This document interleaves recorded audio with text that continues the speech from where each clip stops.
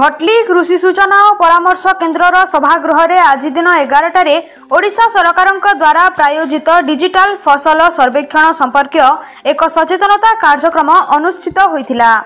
एही कार्यक्रम रे डीसीएस ब्लॉक स्तरीय कमिटीर अध्यक्ष तथा भटली तहसीलदार जी रश्मिरेखा, एडीओ बीरेंछुरिया, ब्लॉक प्राणीधन अधिकारी जतीन्द्र मोहन पंडा, सहकारी कृषि अधिकारी राजीवलोचन मिश्र, उद्यान कृषि अधिकारी भवेश दलाई समेत भटली ब्लॉकर विभिन्न विभागर समस्त अधिकारी और कर्मचारी माने योगदान करथिले।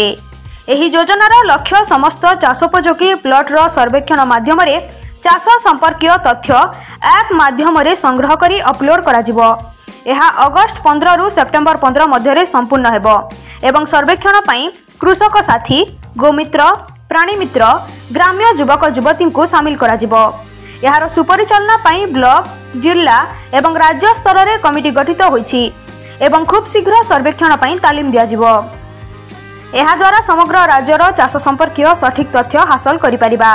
सरकारक विभिन्न योजना को अधिक लोकाभिमुखी करा जाय परिबा बोली सहकारी कृषि अधिकारी राजीवलोचन मिश्र सूचना देथिले।